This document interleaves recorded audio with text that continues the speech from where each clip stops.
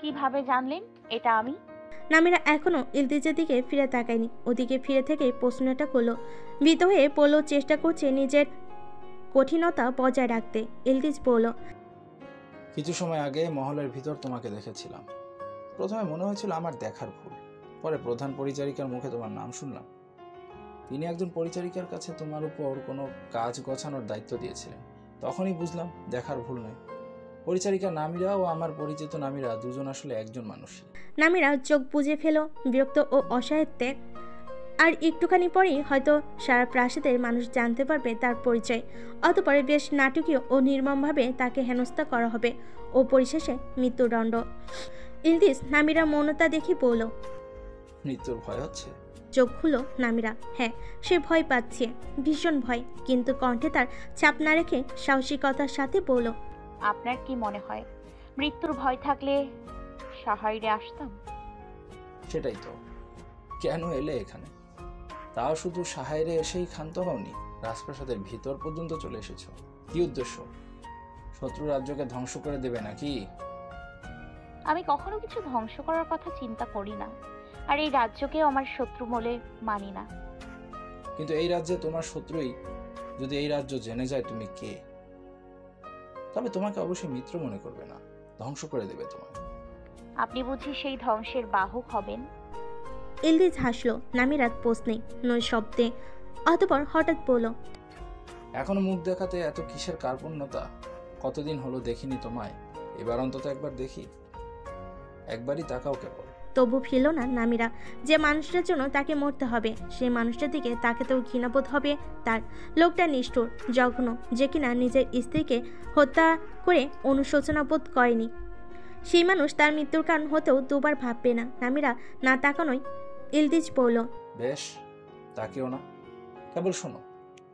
আমার জানার ইচ্ছা নেই কেন তুমি এখানে এসেছো। আমি কেবল বলতে চাই তোমার এখনো সুযোগ রয়েছে। তুমি চাইলে আমার সাথে ইউনামে যেতে পারো, চাইলে এখনো আমার স্ত্রী হতে পারো। ভেবে দেখো, এখানে মরবে নাকি ইউনামে গিয়ে ভালোভাবে বাঁচবে। এখনই উত্তর দেওয়ার প্রয়োজন নেই, অনেকদিন আছি হায়রে। সুতরাং অনেক সময় নিয়ে ভাবো। আমি আবার দেখা করব তোমার সাথে, আশা করছি তখন সঠিক সিদ্ধান্তটাই জানাবে আমাকে। মনোযোগ সহকারে শুনল এবং সে এখনই জানে সে কি সিদ্ধান্ত নেবে। জানতে চাইল, যদি আমি আপনার সাথে না যাই তাহলে আপনি সবাইকে জানিয়ে দেবেন আমি জেরজার রাজকন্যা? হয়তো আমার তাই করা উচিত, কিন্তু আমি নিশ্চিত নই কি করব। তবে এই মুহূর্তে আমি কি করব সেটা খুব ভালো জানি। তোমার মুখ না দেখে যাব না। ইলদিজ বাক্য শেষ করে নামিরার হাত ধরে টান দিল। ঘটনার আশঙ্কিকতায় নামিরা ফিরতে বাধ্য হলো তার দিকে। এমনকি তার মুখে রইল না কোনো পর্দা। ইলদিজের ঠোঁটে বিজয়ের হাসি, সেই হাসি ও এমন কাণ্ডে নামিরার চেহারার রাগ উপচে উঠছে। ইলদিজ ঠোঁটে হাসির পূর্ণাঙ্গ উপস্থিতি রেখে বলল, এখনো দেখছি নাকের ডগায় আগের মতো ওই দম্ভ পশু। আপনি জঘন্য মানুষ। কত সাহস! সাহাইরের একজন সাধারণ রাজপরিচারিকা ইউনামের যুবরাজকে জঘন্য মানুষ উপাধি দিচ্ছে। আগেরবার তো রাজকন্যা ছিলে, আর এবার তো পরিচারিকা। আর কোনো পরিচারিকার তো এত দুঃসাহস নেই যে যুবরাজ ইলদিসকে প্রত্যাখ্যান করবে। নাকি তুমি ইতিহাস পাল্টাবে? আমার এই মুহূর্তে আপনার সাথে কথা বলার। নামিরা বাক্য সম্পূর্ণ করতে পারল না। তার আগেই দূর থেকে ভেসে এলো একটা গম্ভীর কণ্ঠস্বর। ওখানে কে? প্রশ্নটা কানে আসা মাত্রই থেমে গেল নামিরা, এই কণ্ঠশেষ জেনে। দ্বিতীয় রাজকুমার এই মুহূর্তে যুবরাজ ইলদিজার সাথে তাকে এখানে দেখে সেটাকে স্বাভাবিকভাবে গ্রহণ নাও করতে পারেন তিনি, হয়তো সন্দেহই করবেন। কুয়াশার কারণে ওমরকে দেখা যাচ্ছে না, কেবল ওপরটুকুই ঠাউর করা যাচ্ছে। ওমর হয়তো তাদের দেখতে পাচ্ছে না। ইলদিজ বলল, ওমরের গলা। তুমি চলে যাবে নাকি আমি? আমি যাব। নামিরা জায়গাটা থেকে সরে যেতে চাইলে ইলদিজ তাকে আটকালো, বলল, তুমি পরিচারিকা, তুমিই থাকবে। বলে সে চলে গেল ওখান থেকে। ততক্ষণে ওমর চলে এসেছে নামিরার কাছাকাছি। নামিরাকে দেখে অবাক হয়ে বলল, এত রাতে এখানে কি করছো? শুভ রাত দ্বিতীয় রাজকুমার। বাগানের গাছগুলোকে দেখছিলাম। কেন? এটাও বাগান পরিচর্যারই একটা অংশ। মনে হচ্ছে তুমি একটু বেশি দায়িত্বশীল। যেখানে অন্য কোনো পরিচারিকার ছায়াটুকুও নেই, সেখানে তুমি বাগান পরিচর্যা করছো। ভালো ব্যাপার। প্রশংসা নয়, বরং অপমান। নামিরা বেশ বুঝতে পারল, তবে কিছু বলতে পারল না। ওমর বলল, রাত্রিবেলা বাগানে এখানে সেখানে ঘোরাঘুরি করবে না। দুর্বৃত্ত ভেবে তীর ছুঁড়ে মারতে পারি। এত রক্ষণ ব্যবস্থা থাকার পর দুর্বৃত্ত কিভাবে ঢুকবে প্রাসাদের ভেতরে? তুমি তো ঢুকেছো। আমায় দুর্বৃত্তের সাথে তুলনা করলেন? দুর্বৃত্ত তো দুর্বৃত্তই, কিন্তু তুমি যে কে সে ব্যাপারে তো নিশ্চিতই নই। শুধু এতটুকু জানি যে তুমিটাকে দেখছি সেই তুমিটা সম্পূর্ণ তুমি নও। খুব শীঘ্রই হয়তো আমি কে সেটা জানতে পারবেন। ওমর নামিরাকে রেখে কয়েক কদম দূরত্বে চলে এসেছিল। নামিরা হঠাৎ পিছন থেকে বলে উঠল, আপনাকে রক্ষা করার প্রতিদানে কি আপনি আমাকে রক্ষা করবেন? ওমর দাঁড়িয়ে গেল। প্রশ্নটা কেমন যেন একটু অদ্ভুত ঠেকলো তার কাছে। ফিরে তাকিয়ে বলল, তুমি কি বিপদে পড়তে চলেছো? জানি না, যদি পড়ি তবে কি রক্ষা করবেন? ওমর তাকিয়ে থাকে অবাক চক্ষুতে। নামিরা দু চোখের অধীরতা লক্ষ্য করে তার মনে হয় সত্যি বোধহয় মেয়েটা বিপদে পড়তে চলেছে। কিন্তু কি সেই বিপদ? ওমর বলল, জানি না, রক্ষা করব না কি বিপদেই পড়তে দেব না। ওমরের কথায় এত দুশ্চিন্তার মাঝেও মনে প্রশান্তি পেল নামিরা।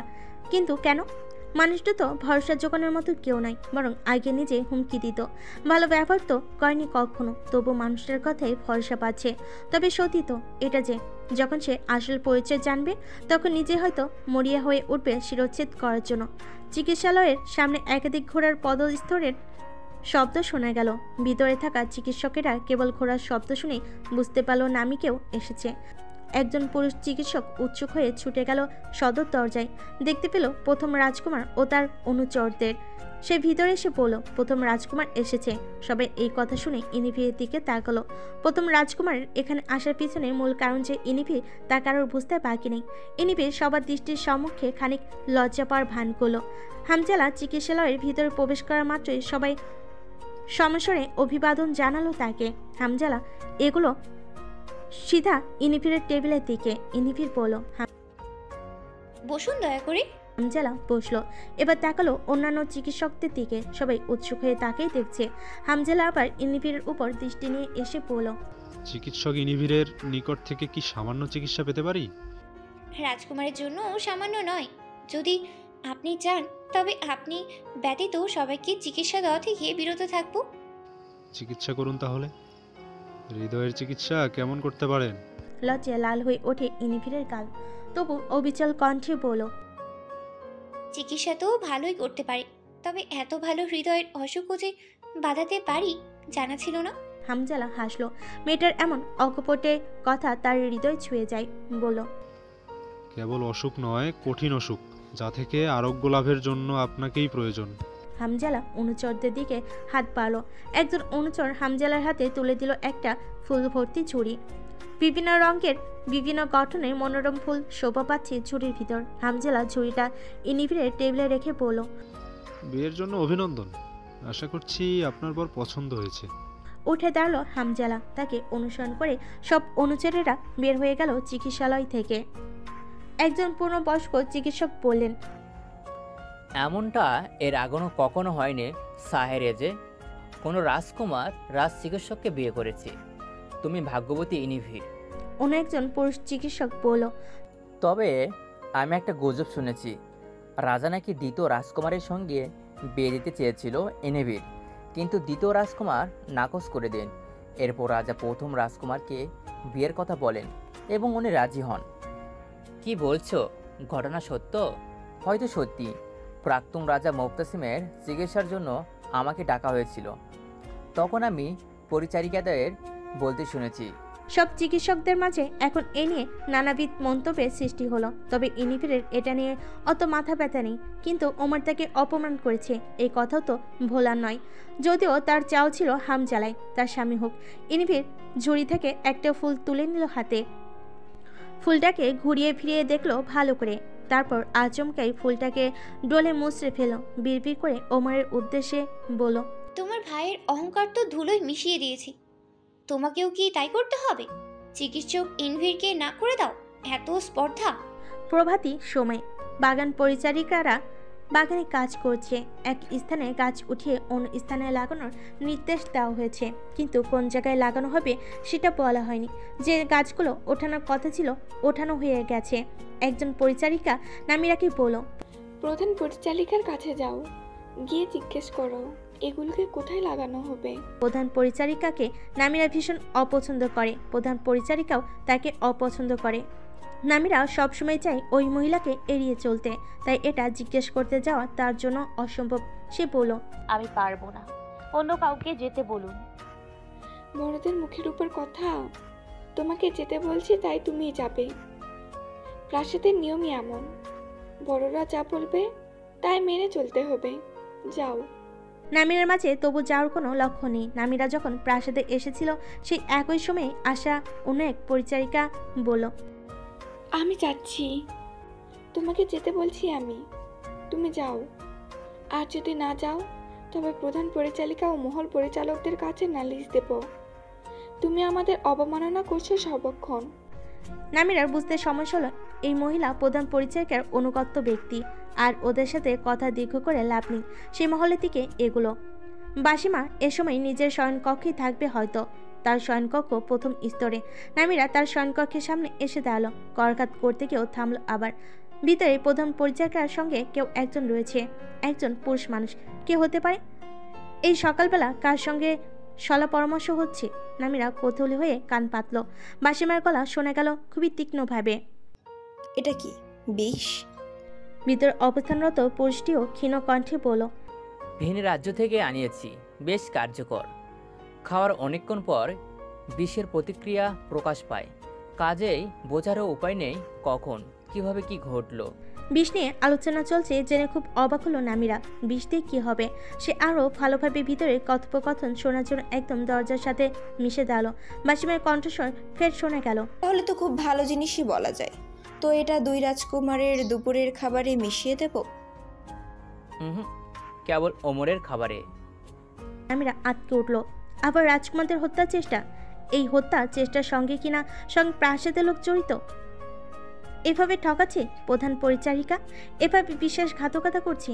আর এই লোকটাকে কণ্ঠটা পরিচিত লাগলো না তার, তবে নিশ্চিত চেনা জানা কেউই হবে হয়তো। নামিরা বুঝতে পারলো দরজার কাছ থেকে দূরে সরে যাওয়া উচিত তার। সে দূরে গিয়ে পর্দার আড়ালে লুকালো নিজেকে। কিছুক্ষণ পর সে লোকটা বের হলো। লোকটার মাথায় মস্তকাবরণ, এখান থেকে মুখ দেখা যাচ্ছে না, সম্মুখ থেকে দেখতে হবে। এজন্য যদি দৌড়ে গিয়ে লোকটার সামনে গিয়ে দাঁড়াতে হয় তবু সে দাঁড়াবে, মুখটা দেখতে হবে। কে মারতে চাই রাজকুমারদের, কেন মারতে চাই জানতে হবে। এখানে কি করছো তুমি? সহসা এক নারী কণ্ঠ শোনা গেল পিছনে। ফিরে তাকালো নামিরা। একজন উচ্চ পদস্থ পরিচারিকা দাঁড়িয়ে আছে। তাকে দেখে প্রশ্ন করা স্বাভাবিক, কারণ এই মুহূর্তে তার বাগানে থাকার কথা ছিল, কিন্তু এই প্রশ্নের উত্তর দেওয়ার সময় তা নেই। সে লোকটার দিকে যাওয়ার জন্য পা বাড়ালো। পরিচারিকা মহিলার সঙ্গে সঙ্গে হাত ধরে ফেল তার। থামতে হলো নামিরাকে। মহিলা সন্দিগ্ধ দৃষ্টিতে তাকিয়ে বলল, আমার প্রশ্ন এড়িয়ে যাচ্ছ? সন্দেহ হচ্ছে তোমাকে, কিছু গন্ডগোল করেছ? কোনো গন্ডগোল করিনি, আমাকে যেতে হবে। নামিরা হাত ছাড়িয়ে নিল। লোকটা ইতিমধ্যেই বাঁক নিয়ে চোখের আড়াল হয়ে গেছে। লোকটার গমন পথের দিকে ছুটে গেল নামিরা। পিছন থেকে মহিলার চেঁচামেচি শুরু করলো নামিরার এহেন কাণ্ডে। তার চেঁচামেচিতে রুম থেকে বের হয়ে এলেন বাসিমা। জানতে চাইলেন, কি হয়েছে? বাগান পরিচালিকা নামিরা কিছু একটা অঘটন ঘটিয়েছে। কি করেছে? জানি না, তবে অদ্ভুত আচরণ করলো। কোথায় ও? ওদিকে গেল এই মাত্র। মহিলা আঙ্গুল নির্দেশ করে দিকটা দেখিয়ে দিল। বাসিমা সেই দিকে এগোতে লাগলেন। নামিরাকে জব্দ করার সুযোগ পেলে তিনি হাতছাড়া করতে ইচ্ছুক নন। লোকটা নিমেষের মধ্যেই কোথাও হারিয়ে গেল। নামিরা দিগমোড় হয়ে ছুটতে লাগলো এদিক ওদিক, কিন্তু সেই কালো পোশাকের মস্তকাবরণ পরিহিত ব্যক্তিকে কোথাও দেখা যাচ্ছে না। ভীষণ অসহায় বোধ হচ্ছে তার। কি করে লোকটাকে হারিয়ে ফেলতে পারলো সে? জানার এক মস্ত বড় সুযোগ ছিল কে ক্ষতি করতে চাইছে রাজকুমারদের। নামিরা মহলের সম্মুখে আনাগোনা করা পরিচারিকাদের কাছে এলো। এখান থেকে কোনো কালো পোশাকের মস্তকাবরণ পরিহিত লোককে যেতে দেখেছেন? জানতে চাইল সে, কিন্তু সবার থেকে নাবোধক উত্তর পেল। নামিরা বুঝতে পারছে না লোকটা প্রাসাদের বাইরে চলে গেছে নাকি প্রাসাদের ভিতরে আছে। কে সে? বাসিমা নামিরার পিছনে এসে দাঁড়িয়েছে। নামিরা পিছনে কারোর উপস্থিতি টের পেয়ে পিছন ফিরল সঙ্গে সঙ্গে। বাসিমা তীক্ষ্ণ দৃষ্টিতে পর্যবেক্ষণ করছে তাকে। জানতে চাইলেন, কি গন্ডগোল করেছো? প্রধান পরিচারিকার দিকে তাকাতে ঘৃণা লাগছে নামিরার। শুধু পরিচারিকাদের সাথেই তার খারাপ আচরণ নয়, রাজকুমারদের হত্যার চেষ্টার সাথে জড়িত এই জঘন্য মানুষটা। নামিরা চিৎকার করে সবাইকে জানিয়ে দিতে ইচ্ছে হচ্ছে তার জঘন্য পরিচয়টা, কিন্তু কোনো প্রমাণ নেই বিধায় সেটা করতে পারবে না। তেমন করলে উল্টো তাকে বিপদে পড়তে হবে, কারণ পৃথিবীর নিয়মটা এমন। শক্তিশালীদের সাথে দুর্বলদের লড়ার ফল দুর্বলদের হারি হয়। কাজে মাথা ঠান্ডা রাখতে হবে। বিষয়টা নিয়ে একান্তভাবে কথা বলতে হবে রাজকুমারদের সাথে, বিশেষ করে দ্বিতীয় রাজকুমারের সাথে, কারণ তার খাবারেই বিষ মেশানো হবে। আর নামিরার বিশ্বাস দ্বিতীয় রাজকুমার তাকে অবশ্যই বিশ্বাস করবে। কি হলো, কথা বলছো না কেন? নামিরার মৌনতা দেখে বললেন বাসিমা। নামিরা প্রতি উত্তর দিল না এবারও। বাসিমা এবার ক্ষুব্ধ হলেন, এক কদম এগিয়ে এলেন সামনে, ডান হাত দিয়ে চেপে ধরলেন নামিরার দুগাল। তার দৃষ্টিতে আগুন, সেই আগুন দিয়ে যেন পুড়িয়ে দিতে চাইছে নামিরাকে। নামিরারও হেলদোল নেই, পূর্বে নেই, পূর্ণ দৃষ্টি মেলে তাকিয়ে আছে বাসিমার দিকে। এই মানুষটার সামনে বিনয় প্রকাশ করতেই ঘৃণাবোধ হবে, পারবে না সে। বাসিমা রেগে কিরমির করে বললেন, চোখ নামাও, নয়তো চোখ উপড়ে ফেলবো। সাহস বেড়ে গেছে তোমার। প্রধান পরিচারিকা বাসিমা। কেউ একজন ডাকলো। তার ডাক শুনে নামিরাকে ছেড়ে দিলেন বাসিমা। পিছন ফিরে জোরপূর্বক হেসে বলেন, বলুন সেনাপতি উসামা। পরিচারিকাদের হয়রান করা ছাড়া তোমার কি আর কোনো কাজ নেই? মহারাজ ডাকছেন, চলে এসো। জি আসছি। উসামা চলে যাওয়ার পথ ধরলেন। বাসিমা ফিরে তাকালেন নামিরার দিকে। বিলুপ্ত হওয়া অগ্নিদৃষ্টি আবারও ফিরে এসেছে তার চোখে। বললেন, তোমার সাথে পরে বোঝাপড়া হবে নামিরা। বলে তিনি মহলের অন্দরে গিয়ে অদৃশ্য হলেন। নামিরা শূন্যপথে পলকহীন তাকিয়ে থেকে বলল, তার আগেও আপনার সাথে আমাকে বোঝাপড়া করতে হবে প্রধান পরিচারিকা। বাগানের কাজ প্রায় শেষ করে নামিরা সারা প্রাসাদ জুড়ে রাজকুমারদের খুঁজে বেড়ালো, কিন্তু আজ ভাগ্য সত্যই সহি নয়। জানা গেল রাজকুমাররা প্রাসাদে নেই, ফিরবে দুপুরে। তারা যখন ফিরবে তখন কি তাদের সাথে কথা বলার সুযোগ আসবে? দ্বিপ্রহরের ভোজন আসরে আজকে সংখ্যাগরিষ্ঠ মানুষের আগমন ঘটেছে। রাজা ইসলাল, 2 রাজকুমার, সেনাপতি ওসামা ও মন্ত্রী সুলাইমান সহ আরও বেশ কয়েকজন মন্ত্রী। পরস্পরের সাথে বাক্য বিনিময়ে ব্যস্ত তারা। হামজালা ও ওমর পাশাপাশি বসে আছে। সবার খেয়াল অন্যদিকে থাকায় ওমর লঘু কণ্ঠে হামজালাকে বলল, শুনলাম হবু স্ত্রীকে ঝুড়ি ভর্তি ফুল নিয়ে দেখতে গিয়েছিলে, সত্যি নাকি? তুমি কিভাবে জানলে? জনসাধারণের গুঞ্জন শুনেছি। তাহলে হয়তো সত্যি। আশা করছি তোমরা একসঙ্গে জীবনের সবচেয়ে সুন্দর সময় কাটাবে। শুভেচ্ছা রইল বিয়ের। ধন্যবাদ তোমায়। ইতিমধ্যেই টেবিলে সব খাবার এসে গেছে। দায়িত্ব থাকা পরিচারিকা 2 জন সবাইকে খাবার পরিবেশন করলো। অতঃপর তারা দূরত্বে সরে গিয়ে কক্ষের এক কোণে দাঁড়ানো। সকালে খাবার খেতে উত্থিত হয়েছিল। এর মধ্যে বাইরে গন্ডগোলের আওয়াজ ভেসে এলো ভেতরে। দরজার প্রহরিনীরা কারো ভিতরে প্রবেশে বাধা দিচ্ছে, কিন্তু শেষমেশ আটকাতে সক্ষম হলো না। আগন্তুক তাদের উপেক্ষা করে ভিতরে ঢুকে পড়েছে। ভোজন সবে আচমকা এমন ব্যাঘাতে সবাই চমকালো। নামিরাকে দেখে মন্ত্রী সুলাইমানের ভৃতে গাঢ় কুঞ্চন সৃষ্টি হয়েছে। নামিরা এত লোকের মাঝ থেকে ওমরকে বাছাই করে তার দিকে দৃষ্টি স্থির করলো, সময় নষ্ট করলো না। বলল, আপনার খাবারে বিষ আছে দ্বিতীয় রাজকুমার, দয়া করে ওই খাবার খাবেন না। কেউ এমন কিছু শুনবে বলে আশা করেনি। কক্ষের ভিতরটা কয়েক সেকেন্ডের জন্য স্তব্ধ হয়ে গেল। একে অপরের মুখ চাউচাই করলেন মন্ত্রীরা, কিন্তু রাজা ইসলাল বিষয়ের ব্যাপারটাকে গুরুত্ব দিলেন না। তিনি বরং আহারে ব্যাঘাত ঘটনায় ক্ষুব্ধ হলেন। হুঙ্কার করে উঠলেন তিনি, এই পরিচারিকার সাহস হলো কি করে এখানে প্রবেশ করার? সেনাপতি ওসামার রাজার মেজাজ খেয়াল করে বললেন, কে আছো? এই পরিচারিকাকে বের করে দাও এক্ষুনি। দরজা প্রহরিনীরা ভিতরে ঢুকলো দ্রুত গতিতে। বিনম্রভাবে ক্ষমা প্রার্থনা করে তার নামিরাকে টেনে নিয়ে যাওয়ার জন্য আঁকড়ে ধরে নামিরা তাদের সরিয়ে দিয়ে বলল, আপনারা কি আমার কথা বুঝতে পারছেন না? দ্বিতীয় রাজকুমারের খাবারে বিষ আছে, উনি এটা খেলে মারা যাবেন। আমায় ক্ষমা করবেন মহারাজ, আপনাদের আহারে ব্যাঘাত ঘটানোয় আমি সত্যি দুঃখিত, কিন্তু আমার এখানে আসাটা জরুরি ছিল। তুমি কি করছো তা ভেবেচিন্তে করছো? তুমি জানো এখানে এসে গন্ডগোল করার পরিণাম কি? এখানে যেসব খাবার এসেছে তা অবশ্যই পরীক্ষিত, তাই এ কথা সহজে অনুমিয়া যে তোমার কথার কোনো ভিত্তি নেই। ঝামেলা দীর্ঘায়িত না করে চলে যাও। নামিরা জানে এমন আয়োজনে যেসব খাবার আনা হয় তা পরীক্ষা করে আনা হয়, কিন্তু যেখানে প্রাসাদের প্রধান পরিচারিকা জড়িত সেখানে বিষ মিশ্রিত খাবার নিয়ে আসা কঠিন কিছু নয়। সে বলল, আমার কথা ভিত্তিহীন নয়, সত্যিই খাবারে বিষ আছে। মন্ত্রী সুলাইমান উঠে এলেন, কারণ তিনি বুঝতে পারছেন এখানে এমন করার ফলস্বরূপ নিষ্ঠুর শাস্তি পেতে হবে নামিরাকে, যা নামিরা বুঝতে পারছে না। তিনি নিচু কণ্ঠে কঠিন হুকুম করলেন নামিরাকে, এক্ষুনি এখান থেকে চলে যাও নামিরা। এখানে আনা সকল খাবার অবশ্যই পরীক্ষা করে আনা হয়েছে, তাই কথা না বাড়িয়ে এক্ষুনি চলে যাও। নামিরা অসহায় চোখে মন্ত্রী সুলাইমানের দিকে তাকিয়ে পড়ল। আপনিও আমাকে অবিশ্বাস করছেন? আপনারা ভাবছেন খাবার পরীক্ষা করে আনা হয়েছে তাই বিষ থাকা সম্ভব নয়, কিন্তু আমি বলবো তবুও বিষ আছে খাবারে, কারণ এই কাজের সাথে স্বয়ং প্রধান পরিচারিকা বাসি মাস সংযুক্ত। রাজা ইজলাল নামিরার এই কথা কিছুতেই সহ্য করতে পারলেন না। টেবিলের সজোরে চাপড় মেরে বলেন, খামোশ! তোমার স্পর্ধা দেখে আমি শিহরিত হচ্ছি। প্রধান পরিচারিকার উপর মিথ্যা অপবাদ আরোপ করার সাহস কিভাবে হলো তোমার? তোমার আত্মীয়কে এই মুহূর্তে এখান থেকে যেতে বলো সুলাইমান, নয়তো আমি ভুলে যাব ও তোমার আত্মীয়। মন্ত্রী সুলাইমান মাথা নত করে বলেন, আজ যা হলো তার জন্য আমি আজীবন লজ্জিত থাকব। দয়া করে ক্ষমার দৃষ্টিতে দেখবেন মহারাজ। মন্ত্রী সুলাইমান জোর করতে লাগলেন নামিরাকে, কিন্তু নামিরাও নাচুর বান্দা। সে মন্ত্রী সুলাইমানের কথা মানতে চাইছে না। রাজা ইজলাল ওমরের দিকে তাকিয়ে বলেন, তুমি খাওয়া শেষ করো ওমর। ওই পরিচারিকার কথায় কান দেওয়ার দরকার নেই। ও খাবার সুরক্ষিতই, তুমি খাও। সবাই খাওয়া শুরু করো। ওমর নামিরার দিকে তাকিয়ে আছে, তার চোখের পলক নড়ছে না, এক দৃষ্টে কেবল তাকিয়ে আছে। নামিরার অস্থিরতা, ভয়, দুঃসাহস তাকে নিশ্চিত করে দিচ্ছে এই খাবারে অবশ্যই বিষ আছে। সে ওই চোখের ভাষা পড়তে পারে, কখন ওই চোখ সত্য আর কখন মিথ্যা প্রকাশ করে সে জানে। সে তার সম্মুখে রাখা খাবারের দিকে তাকালো, হয়তো প্রত্যেকটা খাবারই বিষের উপস্থিতি রয়েছে। মন্ত্রী সুলাইমান নামিরার এক হাত শক্ত করে চেপে ধরলেন। তিনি এই মুহূর্তে রেগে আছেন নামিরার প্রতি। নামিরা বলল, যেটা আমি জানি যা ঘটবে সেটা কিভাবে অগ্রাহ্য করে চলবো পারবো না। আমি তেমন নই মন্ত্রী সুলাইমান। নামিরা ওমরের দিকে তাকানো মাত্রই আত্মা কেঁপে উঠল তার। ওমর সুপের বাটি থেকে চামচ ভর্তি করে স্যুপ মুখের সনিকটে নিয়ে যাচ্ছে।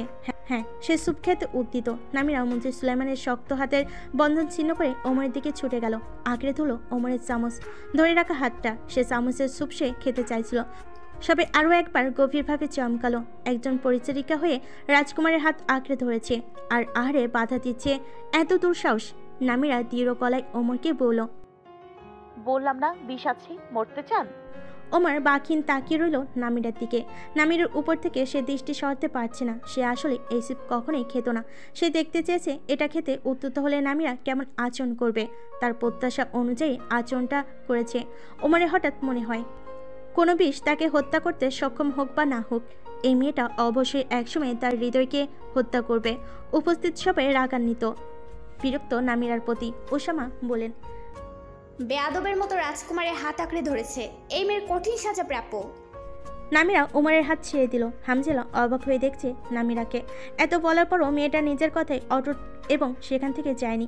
সে বিশ্বাস করে না খাবারে বিষ আছে, কিন্তু মেয়েটা যখন এত দুঃসাহসী তাই হামজেলা বলল, তুমি যখন বলছো খাবারে বিষ আছে, তাহলে তুমিই প্রমাণ দাও। তুমি খাবারটা খাও। অসম্ভব, এটা আমি করতে পারবো না। এমন করলে মারা যাব। সেনাপতি ওসামা অতিষ্ঠ হয়ে বলে উঠলেন, এই মেয়েটা শুধু শুধুই বিলম্ব সৃষ্টি করছে। আমার মনে হয় ওকে এখনই এখান থেকে ধাক্কা দিয়ে বের করে দেওয়া উচিত। নামিরা ওসামার কথা কানে তুলল না। সে বলল, এতে বিষ রয়েছে কি নেই তার প্রমাণ করার জন্য কেন একজন মানুষকে জীবন দিতে হবে? রাজা ইজলালের আর দ্বন্দ্ব বাড়ানোর ইচ্ছে নেই। খাবার নিয়ে কারোর মনে কোনো রকম সন্দেহ দ্বিধা তিনি রাখতে চান না। আর তিনিও এটাও বুঝতে পেরেছেন মেয়েটা দুর্নিবার। মেয়েটা যখন এতই জেদ, তবে তিনি একটা কুকুর দ্বারা খাবার পরীক্ষা করে ব্যাপারটা সমাধান করবেন। তারপর তিনি মেয়েটাকে দেখে নেবেন। তিনি এক প্রহরীকে নির্দেশ দিলেন একটা কুকুরের ব্যবস্থা করতে। কুকুর পেতে খুব বেশি বিলম্ব হলো না, মিনিট 10 লাগলো। কুকুরটাকে নিয়ে আসার পর নামিরা বলল, এটাকে প্রথমে বন্দি করতে হবে। কেন? নইলে কি বিষ কার্যকর হবে না? বিষ কি বন্দি মুক্ত অবস্থা দেখে তারপর কার্যকর হয়? নামিরার কথা মতো কুকুরটাকে খাঁচায় বন্দি করা হলো। এরপর ওমরের খাবার দেওয়া হলো কুকুরটাকে, কিন্তু কুকুরটা সবটুকু খাবার খাওয়ার পর একদম স্বাভাবিক রইল। তার মানে খাবারের কোনো বিষ নেই। সেনাপতি ওসামা বলেন, বলেছিলাম মেয়েটা অযথাই সময় নষ্ট করছে। না, এই বিষের প্রভাব দ্রুত শুরু হয় না। আমি বলতে শুনেছি আপনাদের অপেক্ষা করতে হবে। নতুন নাটক? তোমার আত্মীয় পাগল নাকি সুলাইমান? মন্ত্রী সুলাইমানের মাথা লজ্জে হেট হয়ে গেল। তিনি নিজেও বুঝতে পারছেন না নামিরা কেন এমন করলো। রাজা ইজলাল খুব রেগে গেছেন। মেয়েটা এত জেদ দেখালো, এত অবদ্ধ হলো, অথচ কিনা কারণহীন, কোনো বিষ নেই। তিনি রাগ সামলাতে না পেরে বলেন, রাজপ্রাসাদের ভোজন ক্ষণে এসে অকারণে বিলম্ব সৃষ্টি করে সবার অবাধ্য হয়ে বেয়াদবি করে। যে অন্যায় তুমি করেছো এর যথাযথ শাস্তি তোমাকে ভোগ করতেই হবে। বন্দি করো এই পরিচারিকাকে, আধার কক্ষে বন্দি করে রাখো। আমি সত্যি বলছি, আমাকে অবিশ্বাস করবেন না। পরীরা পাকড়াও করলো নামিরাকে। নামিরা কক্ষের ভিতর উপস্থিত সবার উপর চোখ বোলালো। তার মনে হচ্ছে বাসিমার কক্ষে থাকা সেই পুরুষ লোক হয়তো এখানে উপস্থিত আছে। সে লোকটা এদের মধ্যেই কেউ। কিন্তু কে? মন্ত্রী সুলাইমান বলেন, কুকুরটাকেও বাইরে নিয়ে ছেড়ে দাও। না, কুকুরটাকে ছাড়বেন না। এটা করলে প্রমাণ হবে না খাবারে বিষ ছিল। এটাকে দয়া করে আজ দিনটা বন্দি করে রাখুন, তাহলেই সমস্তটা প্রমাণ হয়ে যাবে। নামিরা বলল ঠিকই, কিন্তু মনে হলো না তার কথা কেউ রাখবে। রাজা ইজলাল আক্রোশপূর্ণ কণ্ঠে বলেন, চুপ করো পরিচারিকা। আমি উপস্থিত থাকাকালীন এখানে এসে গন্ডগোল করেছো, রাজকুমারের সাথে বেয়াদবি করেছো, প্রধান পরিচারিকার উপরও মিথ্যা অপবাদ দিয়েছো। তুমি এত কিছু করে এখনো কথা বলছো? আত্মা কাঁপছে না তোমার? কঠিন শাস্তি পাবে তুমি। নিয়ে যাও ওকে। পরীরা জোর করে টেনে নিয়ে যাচ্ছে নামিরাকে। নামিরা পিছন ফিরে সরাসরি ওমরের দিকে তাকালো। এবার এই মানুষটাকে বাঁচাতে সে এত কিছু করেছে, এই মানুষটাকে অবশ্যই তার প্রতিদান দিতে হবে। সে যেতে যেতে ওমরকে বলে গেল, আমার বিশ্বাস অন্য সকলের মতো আপনি আমাকে অবিশ্বাস করেননি, আর তাই আমি ধরে নিচ্ছি আপনি আমাকে রক্ষা করবেন। হ্যাঁ, আপনাকে তো করতেই হবে। নামিরা দৃষ্টির আড়াল হয়ে গিয়েছে। ওর সেই দৃঢ় দৃষ্টি ও দৃঢ় কণ্ঠস্বর তবুও মস্তিষ্ক জুড়ে দাপাদাপি করছে ওমরের। সে টের পাচ্ছে নামিরা চোখের আড়াল হওয়ার পর থেকেই তার ভীষণ দম বন্ধ অনুভূতি হচ্ছে। মেয়েটা যেন তার রক্ষাকারী হয়ে উঠেছে। এমনকি শুধু তার জন্যই মেয়েটা এতজন প্রভাবশালী মানুষের সম্মুখে এসে অবাধ্যতা করলো, দুঃসাহস প্রদর্শন করলো, যেখানে কিনা স্বয়ং রাজাও উপস্থিত ছিলেন। কেন মেয়েটা এমন? কেনই বা মেয়েটার জন্য তার হৃদয় এমন করছে? খাঁচার ভিতর কুকুরটা স্বাভাবিক এদিক ওদিক তাকাচ্ছে, মাঝে মাঝেই আবার ঘেউ ঘেউ করে ডেকে উঠছে। সেনাপতি ওসামা রাজা ইজলালকে বললেন, মহারাজ, আপনি অনুমতি দিলে কুকুরটাকে এবার বাইরে নিয়ে গিয়ে মুক্ত করে দেওয়া উচিত বলে আমার মনে হয়। হ্যাঁ, তাই করো, বললেন রাজা ইজলাল। অতঃপর কণ্ঠকে আরো রুক্ষ করলেন, আর ওই পরিচারিকাকেও প্রহার করার হুকুম দিলাম। এই দায়িত্বে তুমি থাকবে ওসামা। নিশ্চয়ই। প্রহারের কথা শুনে মন্ত্রী সুলাইমান কাতর কণ্ঠে ডাকলেন রাজা ইজলালকে। মহারাজ। রাজা ইজলাল মন্ত্রী সুলাইমানের উপর দৃষ্টি দিলেন, বললেন, তোমার আত্মীয় বলে আমি ওকে কৃপাই করেছি সুলাইমান, নয়তো ও যা করেছে তার সম্পূর্ণ প্রাসাদের নিয়ম বিরুদ্ধ। ওর শাস্তি হিসেবে ওর দুটো হস্ত কাটার হুকুম দিতাম আমি, কিন্তু তোমার আত্মীয় বলে কৃপা করে শুধু প্রহার করার আদেশ দিয়েছি। মন্ত্রী সুলাইমানের আর কিছু বলে নেই। রাজার কথার উপর অন্য কারোর কথা বলা সাজে না। এছাড়া নামিরার কর্মকাণ্ড কথা বলার সুযোগ রাখেওনি। মেয়েটার জন্য মনটা বড় অশান্ত হয়ে আছে তার। কি যে ঘটতে চলেছে ওর ভাগ্যে। সেনাপতি ওসামা বলেন, জ্বলন্ত শিখা দিয়ে কি মেয়েটার হাতের তালু পুড়িয়ে দেব? ওসামার এ কথায় আতঙ্কে দৃষ্টি স্ফীত হয় মন্ত্রী সুলাইমানের। রাজা ইজলাল ওসামার কথা ভেবে দেখলেন মন্দ নয় ব্যাপারটা। তিনি অনুমতি দিতে যাচ্ছিলেন, কিন্তু তার আগেই ওমর বলল, একটা আঁচড়ও লাগবে না। ওসামা অবাক হয়ে তাকালেন ওমরের দিকে। তিনি বুঝতে পারেননি ওমরের কথা, তাই প্রশ্ন করলেন, কি বললে? ওমর দৃষ্টি রাখলো ওসামার উপর। সকলের বোঝার সুবিধার্থে এবার ভেঙে বলল সে, হাতের তালু পোড়ানো তো দূর, একটা আঁচড়ও পড়বে না মেয়েটার গায়ে। বিস্ময়ে চোখ শুরু করলেন ওসামা। উপস্থিত সকলেই চমকে গেছে ওমরের এরূপ কথায়। রাজা ইজলাল বললেন, এটা তুমি কি বলছো ওমর? যা শুনেছেন ঠিক তাই বলেছি। রাজা ইজলালের জল শক্ত হয়ে এলো। এই ছেলেটা সবসময় তার হুকুমের বিরোধিতা করে। তিনি কর্কশ্বরে বলেন, তুমি যা বলছো তা হওয়ার নয়। মেয়েটাকে অবশ্যই তার উপযুক্ত শাস্তি পেতে হবে। কোনটাকে আপনি উপযুক্ত শাস্তি বলছেন মহারাজ? এখনো নিশ্চিতভাবে প্রমাণ হয়নি মেয়েটা মিথ্যা বলেছে। আর যদি মেয়েটার কথা সত্য না হয়, তবুও যে মেয়েটা শাস্তি পাবে সে ব্যাপারেও আমি নিশ্চিত নই। খাঁচার ভিতর থাকা কুকুরটা স্বাভাবিক, আর কি প্রমাণ দরকার তোমার? সকাল অবধি এটাকে আটকে রাখা যাক, দেখা যাক নতুন কোনো প্রমাণ দৃশ্যমান হয় কিনা। সেনাপতি ওসামা বললেন, তুমি ওই পরিচারিকার কথা বিশ্বাস করছো ওমর? তোমার কি মনে হয় ওই কুকুরটা আসলেই মারা যাবে? দেখা যাক কি হয়। ধরুন কুকুরটা মারাই যাবে, তারপর আপনারা কি করবেন? কাকে শাস্তি দেবেন? ওমর রাজা ইজলালের দিকে তাকালো। প্রধান পরিচারিকাকে তার উপযুক্ত শাস্তি দেবেন তো?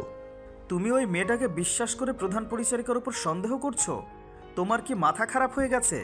প্রধান পরিচারিকা কত দীর্ঘ সময় ধরে আমাদের দেখভাল করছে তা কি তুমি ভুলে গেছো? নিঃসন্দেহে সে বিশ্বস্ত ব্যক্তি। আপনার কাছে বিশ্বস্ত, কিন্তু আমার কাছে নয়। তাই তার প্রতি সন্দেহ হওয়াই খুব অস্বাভাবিক নয়। তুমি যাই বলো না কেন, মেয়েটাকে প্রহার করা হবেই। আমিও আমার কথা বলে দিয়েছি, ওকে কেউ স্পর্শ পর্যন্ত করবে না। আপনার সিদ্ধান্তের ওপর এমন মতবাদ করার জন্য আমি মন থেকে দুঃখিত, কিন্তু এছাড়া আমার কোনো উপায় নেই। যদি আপনি আপনার সিদ্ধান্তেই অটুট থাকেন, তবে সাহাইরে রাজা ও রাজপুত্রের মাঝে সংঘাত সৃষ্টি হবে। সেটা নিশ্চয়ই সমীচীন হবে না।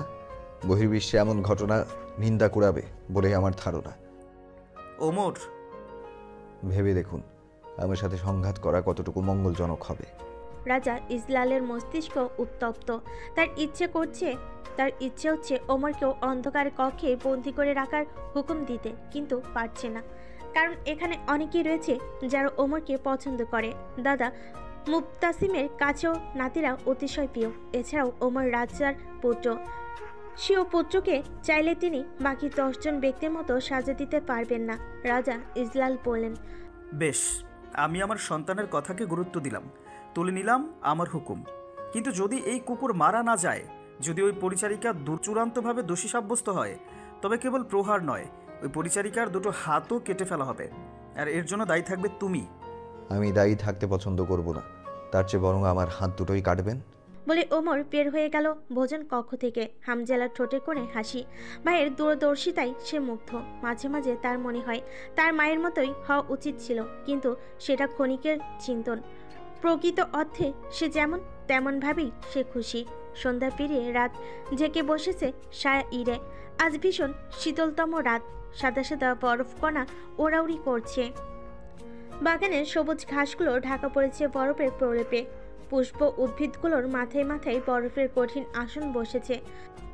মহলে সব অগ্নিকুণ্ডগুলো জ্বলছে, আর তাই মহলের ভিতরটা উষ্ণ। আটকে রাখা কুকুরটা বিকেলবেলা ও সন্ধ্যায় খুব ডাকাডাকি করছিল। এখন মধ্যরাত, বেশ কিছুক্ষণ হলো ওটার আর কোনো সার শব্দ পাওয়া যাচ্ছে না। কুকুরের অবস্থা পর্যবেক্ষণের জন্য যে প্রহরীকে দায়িত্ব দেওয়া হয়েছে, সে বেশ কয়েকবার কুকুরটাকে দেখতে গিয়েছিল। স্বাভাবিকই ছিল কুকুরটা, কিন্তু এখন কোনো সার শব্দ নেই। কুকুরটার এত নিস্তব্ধতার জন্য একবার দেখতে যাওয়া আবশ্যক। কুকুরটাকে যেখানে রাখা হয়েছে সেখানে প্রবেশ করলো প্রহরী। স্থানটা ছিল অন্ধকার।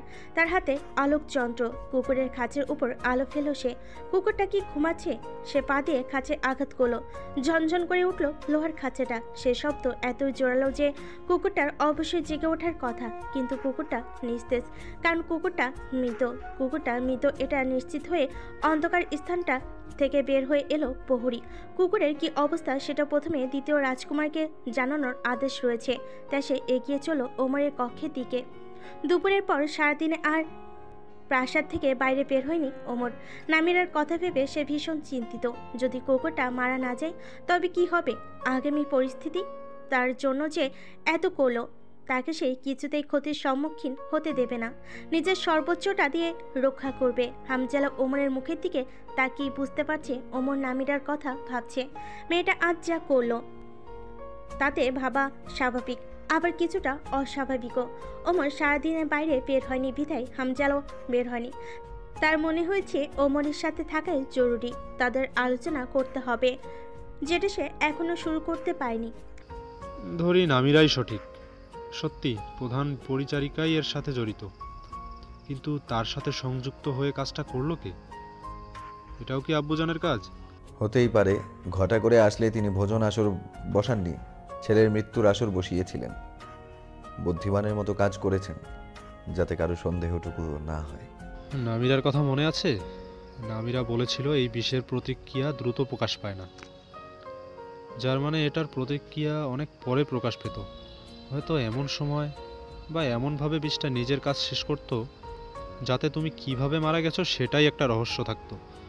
হয়তো বা বোঝার উপায়ই থাকতো না ওই খাবারে মেশানো বিষের ফলে মৃত্যু ঘটেছে।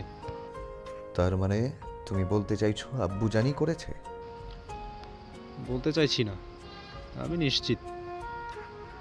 রাজা ছাড়া প্রাসাদের ভিতর এসব করা দুঃসাহস কে করবে? জানি না, যেই করুক না কেন এখন সেটা জানা গুরুত্বপূর্ণ নয়। আগে ওই মেয়েটাকে বাঁচাতে হবে। হামজালা কয়েক সেকেন্ড চুপ করে রইল, তারপর বলল, তুমি নামিরাকে নিয়ে ভাবছো, এটা ভালো ব্যাপার, ভাবা উচিত। কিন্তু তুমি কি জানো তুমি ওকে অতিরিক্ত ভাবছো? আর কাউকে নিয়ে অতিরিক্ত ভাবা স্বাভাবিক ব্যাপার নয়। এটা কিসের লক্ষণ জানো? এটা হলো... জানি কি বলবে, তার বলার দরকার নেই। যাক, জানো তাহলে। দরজার বাইরে থেকে প্রহরীর আগমন বার্তা শোনা গেল। ওমর অনুমতি দিলেই ভিতরে প্রবেশ করলো প্রহরী। হামজালা জানতে চাইল, প্রহরী জানালো কুকুরটা মারা গেছে। ওমর বোধ করলো তার মাথা থেকে ভারী কিছুর ভার নেমে গেছে। তাকে খুশি দেখলো। সে প্রহরীকে বলল, খবরটা রাজার কানে পৌঁছানোর ব্যবস্থা করো।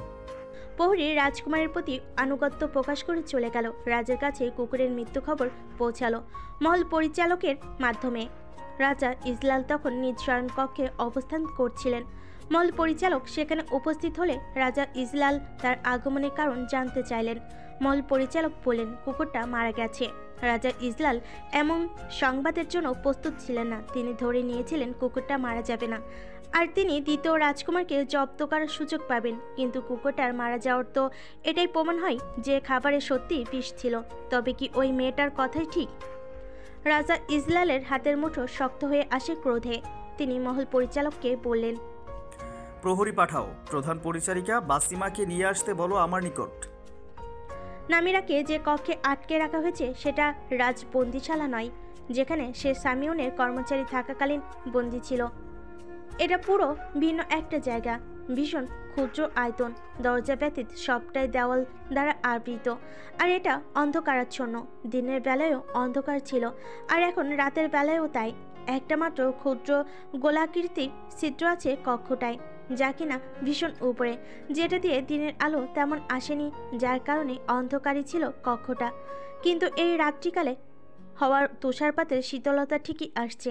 এমনকি ছিদ্রটা দিয়ে ভেতরে বরফের কণাও উড়ে আসছে মাঝে মাঝে, যদিও তা সামান্যই। তবুও ভীষণ ঠান্ডা কক্ষের ভিতরটা। শীতে কাঁপছে নামিরা। তার পরনের বস্ত্রর যে ভালো ঠান্ডা নিবারক নয়। একটুখানি আগুনের উষ্ণতা পাওয়ার জন্য ব্যাকুল হয়ে আছে সে।